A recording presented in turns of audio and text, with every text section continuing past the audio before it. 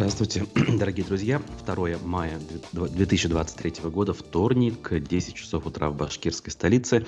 И я, Руслан Валиев, начинаю наш очередной выпуск «Аспектов республики» на канале «Аспекты Башкортостан».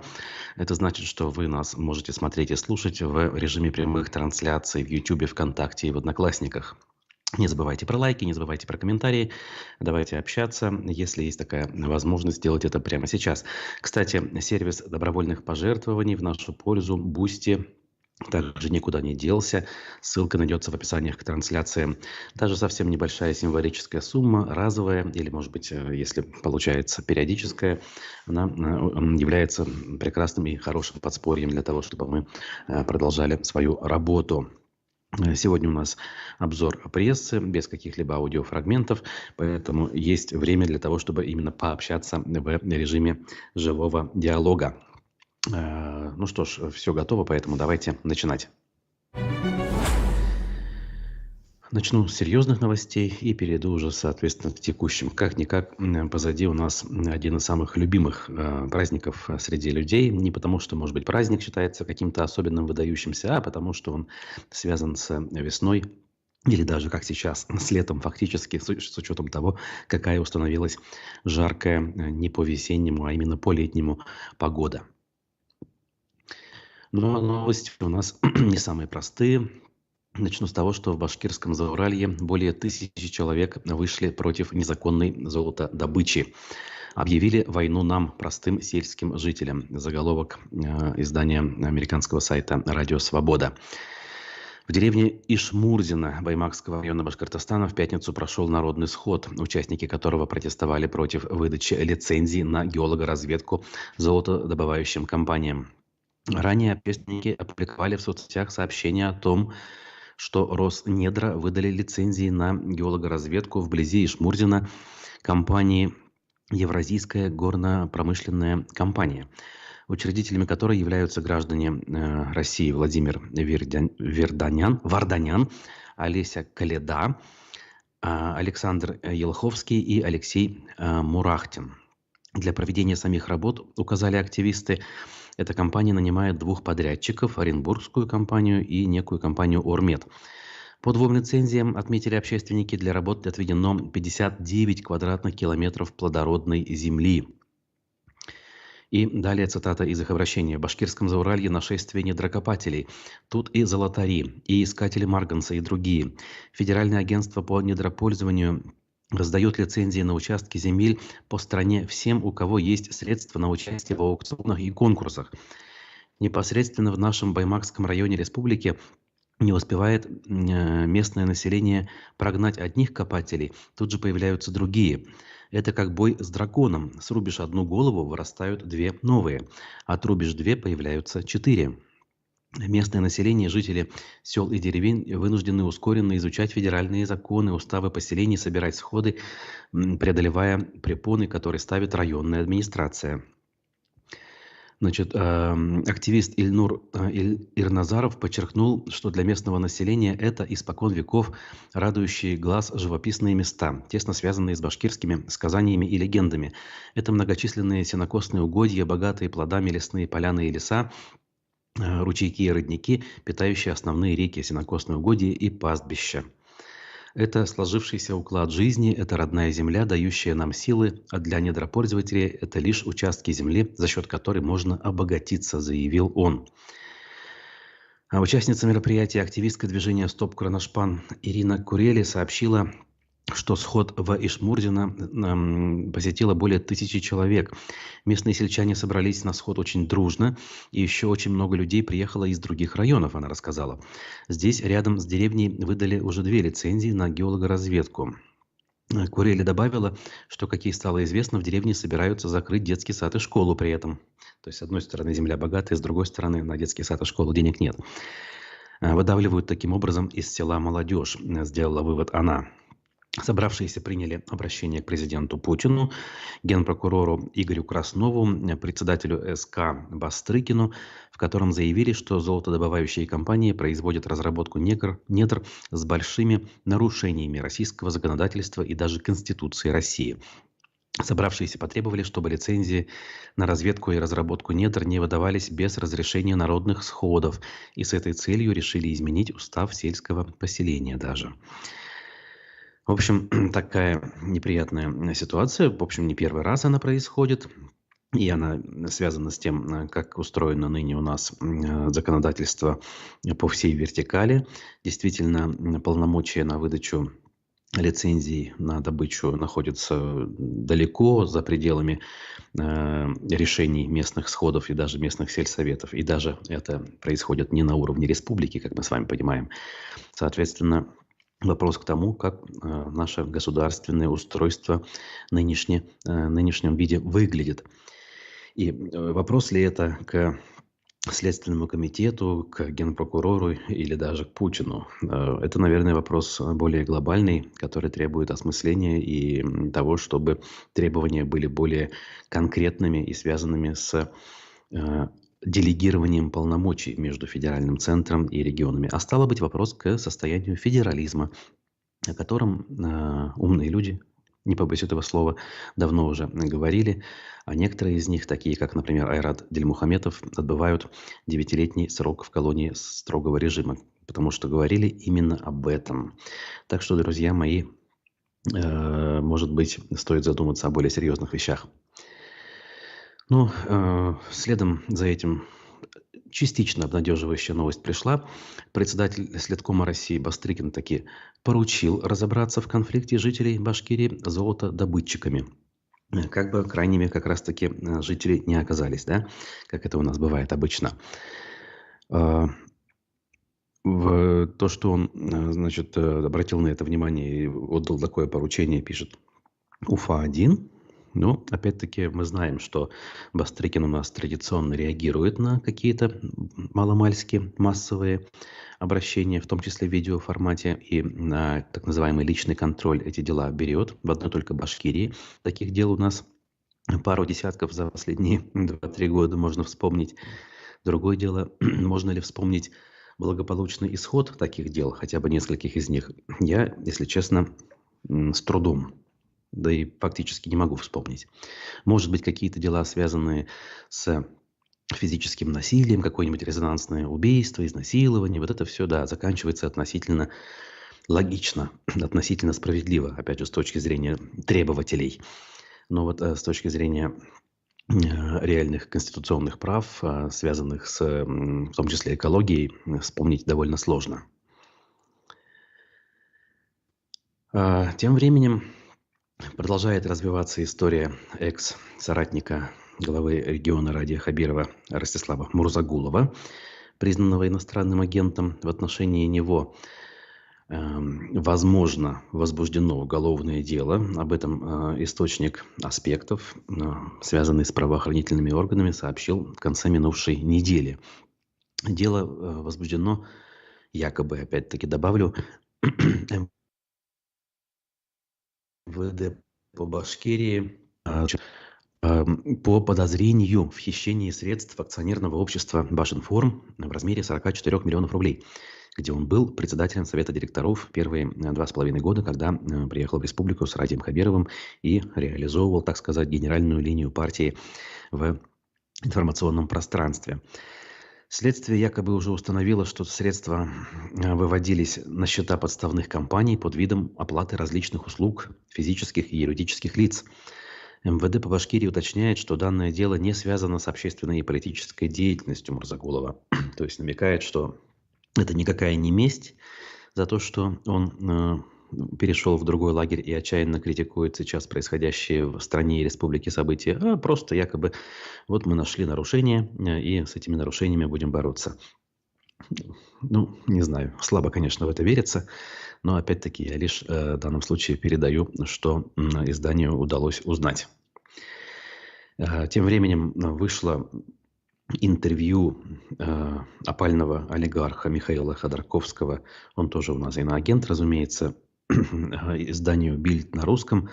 Максим Курников общался с Ходорковским, и тот прокомментировал, конечно, и отношения свои с Мурзагуловым, которого Ходорковский, по его словам, на работу все-таки не брал, а лишь оказал поддержку после того, как Мурзагулов к нему обратился за таковой.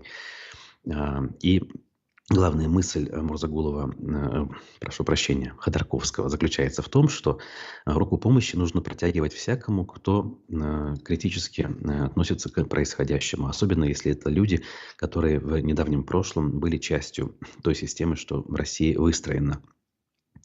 Вот. Также он высказался очень любопытно в отношении Радия Хабирова и, в принципе, региональных лидеров, которым стоит быть готовым к возможным изменениям и, как говорится, не прощелкать данный момент.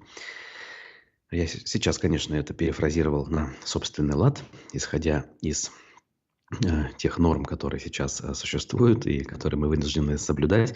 Но если вам интересно, вы можете более детально посмотреть на YouTube-канале «Бильд на русском» или небольшую расшифровку на сайте «Аспектов».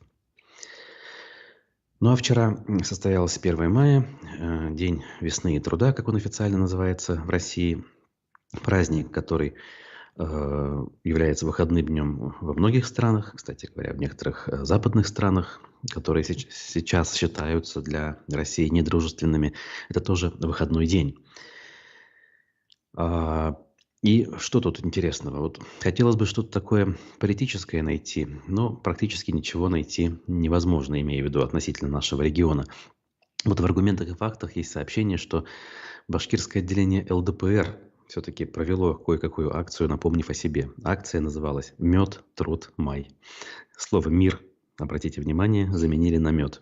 Типа остроумно подошли к этому вопросу, обойдя в том числе абсурдные, конечно же, нынешние запреты, которые вывели за пределы правовых норм слова «мир», на котором росли несколько поколений советских граждан. Значит, эта акция якобы была не только по Уфе, но и по всей Башкирии. Например, в Уфе в честь праздника партийцы дарили горожанам фирменный чай и мед в упаковке узнаваемого ярко-синего цвета. Вместе с ними желающие получали свежий выпуск газеты ЛДПР в Башкортостане. Яркий автобус побывал в нескольких самых популярных местах столицы. Прохожие с удивлением смотрели на активистов. Общаясь с жителями республики, партийцы желали им здоровья, позитива и хорошего настроения. Вот так вот. Даже в отсутствии лидера, в отсутствии более-менее внятных перспектив для этой партии что-то пытаются делать на местах. Ну что ж, в этом смысле похвально. Хоть какая-то политическая активность есть. Хотя, конечно, кто-то скажет, что какая тут может быть политическая активность, какая тут может быть политика, коли ЛДПР не является де-факто политической партией, а является лишь одним из клонов правящей партии «Единой России». Так, тут пользователь с ником 1.1 пишет: общественные слушания давно уже пора вернуть. Бастрыкин в курсе. Ну что ж, тут добавить нечего, да? Пока их нет, чиновники ловят рыбу в мутной воде. Ну, даже со слушаниями, как бы, им, нерадивым чиновникам, я имею в виду, многое чего удавалось. Особенно с учетом того, как эти слушания формировались, каких людей туда сгоняли, а каких людей за руки и ноги с этих слушаний вытаскивали из залов заседаний, не давали слова, отключали микрофон и так далее. Это все в конечном итоге превратилось в имитацию, а когда уже и имитация стала не нужна, просто все отменили.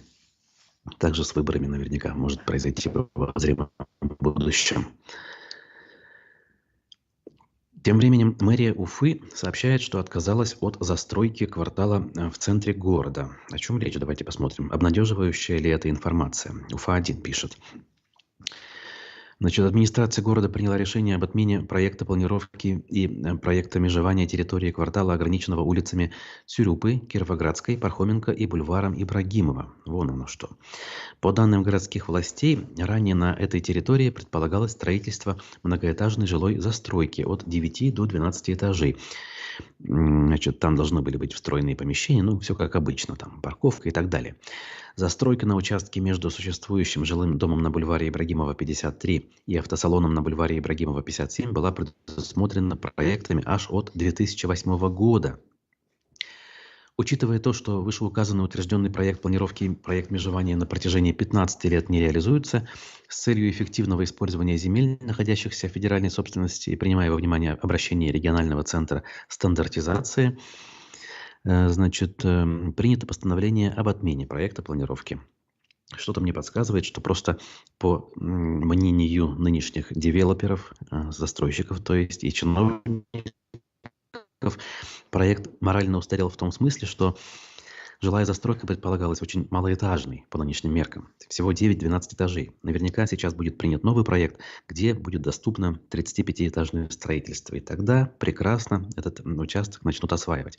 Просто сейчас им неинтересно и невыгодно такие низкие, совершенно смешные по нынешним меркам дома строить. Так что рано радоваться, конечно же, с учетом, опять-таки, тех реалий, в которых мы находимся. Вот тем временем другой пример, да, свежая история, свежая выдача. Уфы утвердила проект застройки квартала у Ботанического сада. Об этом «Коммерсант» сообщает. Тут 29 гектаров между улицами Менделеева, Сагита Агиша, проспектом Салавата Юлаева и территорией Ботанического сада рассматриваются. Данный проект разработан по обращению потребительского кооператива по содействию в проектировании и в строительстве недвижимости. На территории сейчас расположен комплекс зданий архитектурно-строительного института нефтяного университета, а также правоохранительных органов. 2 многоэтажных жилых дома там есть и 1 строящийся. Проектом предусмотрен снос малоэтажной жилой застройки, хозяйственных построек и гаражей. Вдоль Агиша планируется построить 3 30-этажных дома, а со стороны Ботанического сада 2 12-22-этажных дома с апартаментами и паркингом на 500 мест. Вот, все по-современному, как говорится. На застроенной территории также разместят 4 детских сада. Ну да. Реконструируют школу номер 108. На первых этажах жилых зданий разместят 2 поликлиники общей площадью 1000 квадратных метров. На другой стороне квартала планируется построить культурно-досуговый центр с подземным паркингом, музей под открытым небом, Атайсал, земля предков и религиозные учреждения с воскресной школой. Вот так вот, друзья. Именно вот это похоже на современные реалии, то, как сейчас все устроено. Так, все ли у нас в порядке? Да, все в порядке, это я нечаянно заблокировал. Так, двигаемся дальше в этом же направлении. Все-таки позади пусть не очень длинные, но выходные. И новости у нас такие, знаете, сугубо, ну не все, конечно, но многие сугубо хозяйственные, может быть, не очень свойственные нашим эфирам. В Уфе до конца лета все-таки обещают закрыть часть улицы Октябрьской революции. Прям реально закрыть. С 8 мая это все случится и до 31 августа планируется. Это будет между улицами Воровского и Цюрюпы. Ну, то есть такая ключевая часть улицы Октябрьской революции будет закрыта. Схема движения транспорта изменится, разумеется. Это все связано с реконструкцией данной улицы, как минимум ее проезжей части и коммуникаций под нею, для того, чтобы эту улицу до какого-то состояния более-менее вразумительного все-таки довести в преддверии празднования 450-летия Уфы. Так, ну вот вышесказанному добавляет зритель 1.1. Застройка города все больше проникает в лес и уничтожает его. Да, конечно, тут опять-таки не поспоришь. В некоторых местах все очень даже тихо прошло, и в конце концов мы получили результат, как говорят, на гора. В частности, в части зеленых насаждений в районе Зеленой рощи, там целые квартала высоток выросли, и не только высоток, кстати, а отдельных элитных коттеджей. И когда это все происходило, как-то общественность даже и не заметила. Таких случаев тоже у нас достаточно. Так. Далее двигаемся. В Уфе снова распродают площади популярного торгового центра за 41,2 миллиона рублей. Ну, насчет популярности поспорить можно, хотя местные жители, наверное, согласны. Я имею в виду жителей Сипайлова. Простор, торговый центр, имеется в виду. Уфа-1 об этом сообщает. Значит, соответствующее объявление появилось на сайте Торги.ру. Стоимость объекта помещения свободного назначения площадью почти 1500 квадратных метров составляет 41 с лишним миллионов рублей. Авторы объявления обещают особые условия для инвесторов. Предложение действительно до 19 мая. Отметим, пишет УФА-1, что по данным арбитража, раньше это помещение принадлежало компании «Этаж» бизнесмена Азата Галиуллина. По данным сервиса «Контрфокус», в прошлом ему принадлежали ныне ликвидированные компании «Башкирская горнорудная компания» в Белорецке и «Дельбаш» в Межгорье, «Строительные технологии» и «Валерий» по производству нефтепродуктов в Уфе.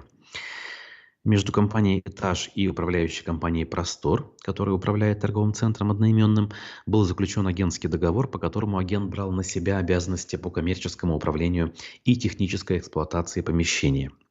В 2021 году управляющая компания взыскала с «Этажа» более 11 миллионов рублей долгов за коммунальные услуги. В 2022 году устроила права требования бизнесмену Вадиму Запольских. В общем, такие хитросплетения тут взаимоотношений бизнесменов имеются. Если кому интересно, можете обратить свое внимание. Вот. Ну, тут важно, наверное, даже не сама вот эта вот новость частная, да, а важно то, как это иллюстрирует состояние, в принципе, торговых площадей, количество которых у нас приличное в Уфе, и оно стало очень высоким на душу населения еще к концу нулевых годов.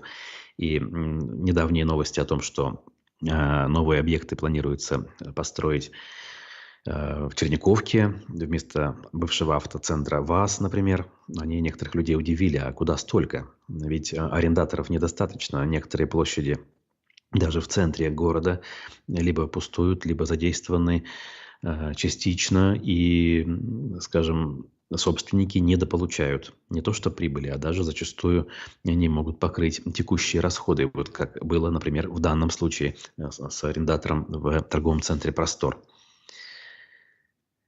Опять-таки, с учетом состояния экономики и ее перспектив, мы говорить с оптимизмом про эти вещи вряд ли, конечно, можем. Тем временем, в связи с погодой, видимо, которая установилась в регионе, жители Уфы обнаружили 2 змей с разницей в полчаса. Надо же, сенсации такие, друзья. Пруфы об этом пишут. Значит, спасатели с разницей в полчаса отловили 2 змей в разных микрорайонах. Об этом аж сообщила никто иной, а пресс-служба управления гражданской защиты. На улице Ферина, 31, люди заметили гадюку возле подъезда. Еще и ядовитую змею, смотрите-ка. После чего они вызвали спасателей, которые отловили при помощи специальных щипцов ее, и потом отвезли в лес и выпустили. После этого об аналогичном происшествии пришла информация о том, что оно произошло на улице Бигбая, 31.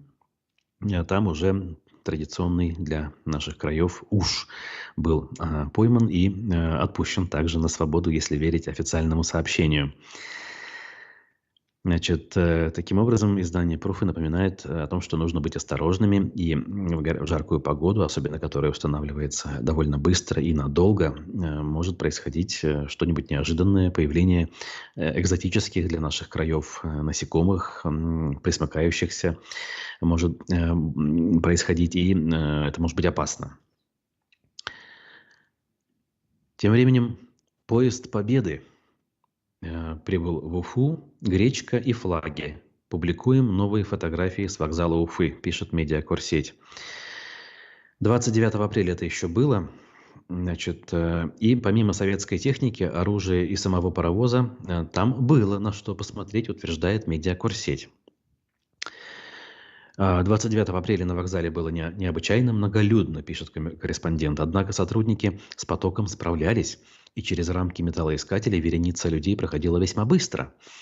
Детей на вокзал в то утро прибыло как минимум половина всего пассажиропотока. То есть детей было много. Получается, их организованно привозили из школ, скорее всего.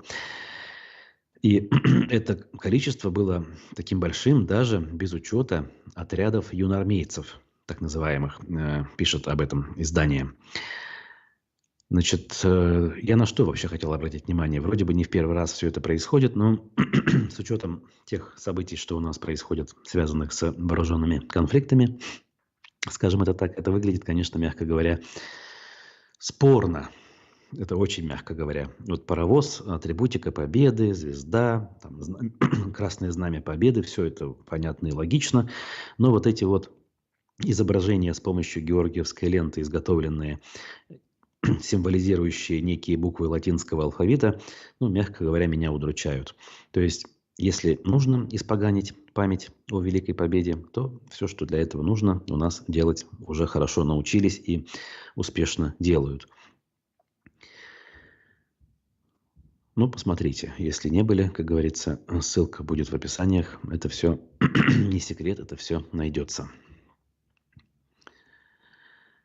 Так, тем временем еще одна новость по поводу того, как у нас Уфа занимается развитием территорий, ремонтом территорий, сопровождением территорий.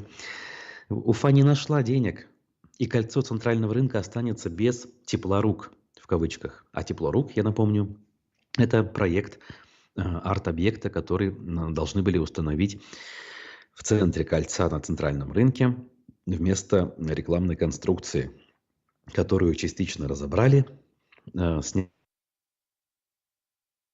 сняли, собственно, щиты, но колонна безобразная, не имеющая какой-то вершины, осталась, поскольку она все-таки продолжает выполнять техническую функцию по удержанию сети проводов, питающих троллейбусное и трамвайное движение, в частности. Вот так вот, то есть мы начинаем что-то делать, не подумав, не измерив, потом вдруг до нас доходит, что денег нет там или еще какая-то причина. Ну, например, общественность тоже возмущалась по поводу этого проекта. Ну, а вернуть назад вполне себе нормальную, цельную хотя бы конструкцию уже ни у кого руки не доходят. Так о чем же здесь все-таки речь? Спустя год после отбора победителя, того самого изваяния в виде теплорук, стало известно о временной заморозке проекта ввиду отсутствия целевого финансирования. Данную информацию МКСЭД подтвердили в пресс-службе мэрии. При этом там уточнили, что проект приостановлен временно. Прошлой весной всего лишь началась эта история, в том смысле, что она вошла в информационное поле. Тогда около 40 участников подали заявки на участие в конкурсе проектов на лучшую композицию, которая должна была украсить центр транспортного кольца. Вот. Ну а теперь, как говорится, будем любоваться тем, что осталось от бывших рекламных конструкций. На восстановление леса при строительстве трассы М-12, скоростного, разумеется, участка М-12, который должен пройти по Башкирии, обещают направить 110 миллионов рублей. Вот где деньги, да? Госкомпания «Российские автомобильные дороги» ищет подрядчика на выполнение комплекса работ по лесовосстановлению при строительстве участка М-12 Дюртюли-Ачит в Башкирии. В конкурсе могут участвовать только субъекты малого и среднего предпринимательства. Итоги подведут уже 13 июня. Источниками финансирования выступит федеральный бюджет и Фонд национального благосостояния России. В обязанности исполнителя войдет подготовка участка и почвы под посадку лесных культур, покупка районированного посадочного материала с закрытой и открытой корневой системой, а также его доставка и посадка. Площадь участка для лесовосстановления составляет 305 гектаров. Подрядчик должен выполнить вырезку борозд, подбор древесных остатков и высадить более 1 100 000 сеянцев. На территории обещают высадить 784 000 сеянцев сосны, также 232 000 сеянцев ели сибирской и европейской, а также ясень. Вот как вот все серьезно обещают сделать. Ну, любопытный, конечно, проект. Вроде как работы там идут. Действительно, федеральное финансирование есть. И, конечно же, местным башкирским, башкортостанским дорожникам остается лишь позавидовать тому, какие большие объемы средств вкладываются и какими ресурсами обладают подрядчики на данном проекте. В то время как наши республиканские дорожники вынуждены лишь какие-то жалкие километры новых дорог вводить каждый год и заниматься зачастую большим продолжительным ямочным ремонтом на огромной, кстати говоря, в республике дорожной сети. Так, ну, тут наш комментатор в гордом одиночестве пишет о том, куда деньги у нас уходят и где их любят распиливать, например, с помощью леса. Ну, да, опять-таки не поспоришь. Но я как человек, который имеет все-таки базовое лесохозяйственное образование, в данном случае, конечно, понимаю, о чем речь, и считаю, что да, это необходимая работа. Другое дело, ведь лес будут сажать явно, ну, скажем так, не на дорожное полотно. Раз уж лес, просеку я имею в виду, выпилили, дорогу постелили, там дорога и останется. Получается, что во время строительства страдает очень много, скажем так, ну, непрофильной земли, что ли, да, какие-то прилегающие лесные территории страдают, где не будет дороги. И именно там, судя по всему, этот лес нужно восстанавливать. Тут просто возникает вопрос, а стоит ли столь большие территории задействовать при строительстве, чтобы потом необходимо было все это восстанавливать. Тем более, что восстановление, как мы знаем, это процесс очень небыстрый. Вот такие вот новости к данному часу. Остальные слушают, пишет Вадим. Спасибо Вадиму за весточку. Приятно, что ты здесь. Я что хочу сказать. У нас относительно короткая рабочая неделя. В этом году, кстати, вот видите, график непривычный сравнительно с последними годами, когда у нас фактически чуть ли не целые каникулы получались с 1 по 9 мая, там с одним или двумя рабочими днями посередине, здесь рабочих дней больше. Вот, поэтому нельзя сказать, что эти дни будут мертвыми в информационном смысле. Вот предыдущие годы мы реально страдали, будем так говорить, в отсутствии новостей, в отсутствии спикеров для того, чтобы приглашать их на эфиры, когда еще радиостанция «Эхо Москвы» была жива. Вот сейчас, наверное, будет не так, поэтому помните, у нас ежедневно утренний эфир, у нас программа «Аспекты мнений» в 11 часов. Сегодня, кстати, социолог Арсен Нуриджанов будет в гостях. Не пропустите, менее получаса до начала этой программы остается. Вот. Важные новости мы будем получать, скорее всего, из суда против Лилии Чанышевой. Там, наверное, хорошего мы мало услышим, но все-таки важно следить за этой историей. И эпопея вокруг Мурзагулова, иностранного ныне агента, также, наверное, будет продолжаться. Поэтому скучать не приходится. Конечно же, и некрологи регулярно мы публикуем, связанные с похоронами тех или иных бойцов в разных частях нашей республики. Также об этом на страницах сайта aspectamedia.ru вы можете читать. Стараемся отслеживать и не пропускать ничего.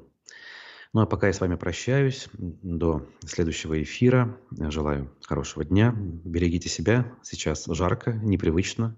Все это резко произошло, поэтому, как говорится, не перегрейтесь. Увидимся.